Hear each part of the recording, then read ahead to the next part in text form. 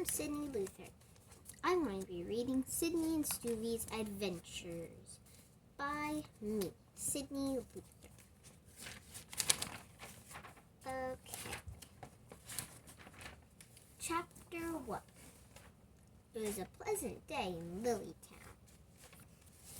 What do we do today? Asked Sydney Carlington. I don't know, answered Suvie Willow. The two friends were sitting on the couch in Suvie's apartment. We had met only yesterday. I know, exclaimed Sydney, jumping up. You should give me a tour of your apartment. Sure, let's do it, replied Suvie. We walked into Suvie's kitchen. It had a small table with 4 chairs.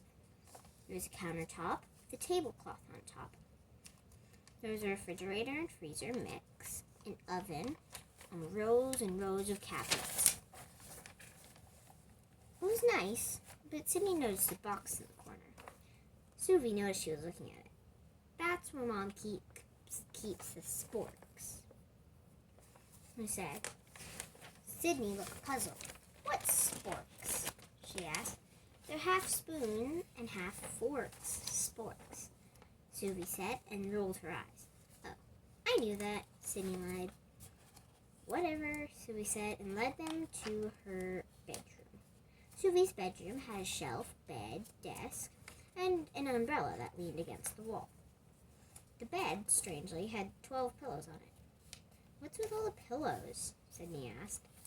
I need a bunch of backup pillows, Suvie tried to explain. Sydney had no idea what that meant, but she pretended she did. Where do you go to the bathroom? Asked Sydney. It was Mom and Dad's bathroom. What do you think? Replied Suvie matter-of-factly. What if they're sleeping?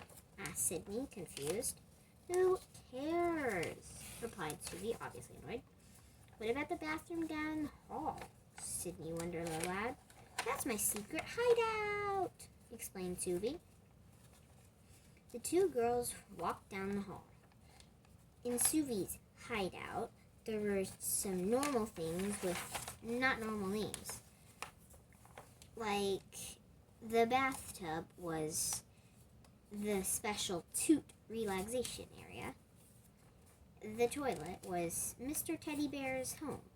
In fact, Mr. TV, as we will call him, was floating in the toilet. Sydney suddenly realized that Suvie was a very unusual girl, but boy, did Sydney like her. Chapter 2. Suvie said they should skip what she called the secret parrot headquarters. Soon, Sydney asked what her parents did in their secret headquarters. They drink beer, replied Suvie, and they watch Looney Tunes. Sydney didn't believe this, but she thought it was funny. She followed Suvie back to the living room. I'm bored again, complained Suvie. So now our story is pretty much started over. However, Sydney Carlington and Suvie Willow had much more to come. Sydney turned on the radio. A voice boomed out. Villain on the loose. Be on lookout. He has been known to rob houses and steal over 500 things. If you have any information, call 505-247-3289. This villain is mostly seen around the police department in Rose Hills. Thank you. Suvie turned off the radio. She and Sydney both had the same thought. They wanted to learn more. We need disguises, exclaimed Sydney. Let's dress as rocks, suggested Suvie. No, Sydney rolled her eyes. Grass? Said Suvie. Definitely not, said Sydney. Horses? Said Suvie. Seriously? Said Sydney. Old people? Said Suvie. That's the answer, said Sydney. Suvie's parents were making dinner, but Suvie said it would take them a while. Two girls dashed into their bedroom, secret parent headquarters. They found some stilts in the bath. Maybe they worked in a circus, said Sydney. Who knows, said Suvie. Suvie dressed as an old man with overalls and a white shirt. She added a straw hat. She also wore an old wig. Sydney didn't need a wig. She sprayed her hair gray, put on a long yellow dress. "How do I look?" they both said at the same time. They laughed. Suvi convinced Miss Willowfart to drive them to Rose Hills for a science project. Soon they arrived. Sydney told Mrs. Willowfart another grown-up was picking them up, so they were fine. Mrs. Willowfart drove away. It was time for Sydney and Suvi to put their plan into action. Chapter 3. Sydney and Suvi pretended to walk down the road on their stilts. Suvi tripped once, but nobody noticed. Soon they saw a flash of black and white. A strange man slipped in through the window of a deserted cottage. "The thief," both girls thought. They walked toward the cottage. When no one was looking, they slipped in through the window. If anyone saw them slip through the window, people might think they were thieves. Thankfully, no one saw them slip into the cottage. T.T., the thief, was robbing what appeared to be a kid's bedroom. Sydney and Suvi had to act quick. Suvi used yarn and painter tape to make things for T.T. to trip over.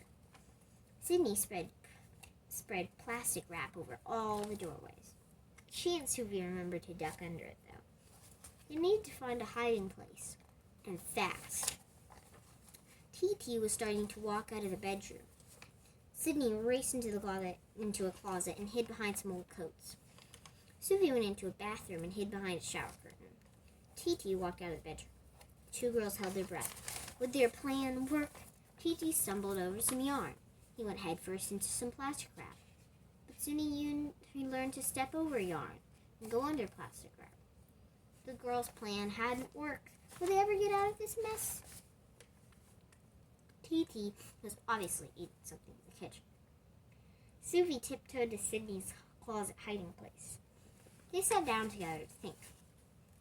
"We could somehow manage to trip him and then tape him down to the floor with plastic wrap," Suvi suggested. Sydney doubted that Suvi's plan would work, but she had no better ideas. Meanwhile, T.T. was going through all the drawers and cabinets in the kitchen. It would not be long before he came out. Sydney used the yarn and painter's tape to make a higher trip line. She didn't know how it would affect T.T., though. Suvi stood ready with plastic wrap. Sydney stood ready with tape. Soon, T.T. came out of the kitchen. He didn't see the yarn. He bounced over the yarn in a very odd fashion and fell flat on his face. Suvi wrapped plastic wrap over him. Sydney taped it down. Suvi sat on T.T. while Sydney rushed to the phone. "Hello?" she asked.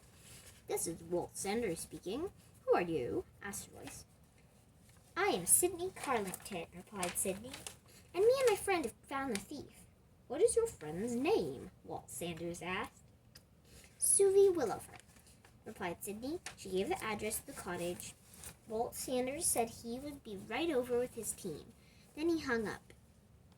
2 minutes later, a police car pulled up. Inside were 2 police officers and the owners of the cottage. One policeman said she was Ruby Buttercup. The other one was Walt Sanders. They put handcuffs on T.T. and led him away. Sydney and Suvi helped the cottage owners clean up the mess. The owners gave them each $20 for catching the crook. The police returned all the stolen stuff. Suvi called Mrs. Willowfart, and she picked them up from their science experiment. Then the 2 girls were back at Suvi's apartment. They plopped back on the couch. "Now what?" asked Suvi. "I know," exclaimed Sydney. "You should get a tour of my house now." Chapter 5. The 2 girls walked to Sydney's house. It had 3 bedrooms, a kitchen, a living room, a TV room, and 3 bathrooms. "What's the 3rd bedroom for?" asked Suvi. "For my little sister Lisa," answered Sydney. "Can we see her before the tour starts?" asked Suvi. "Yes, but don't say I didn't warn you," replied Sydney. As they walked into Lisa's bedroom, it was a mess. Not like a normal mess, but like a big mess. "Play dollies with me," said Lisa. 3 girls sat down to play. "How do we play?" asked Suvi. "Princess Magnolia is trapped in a witch's tower.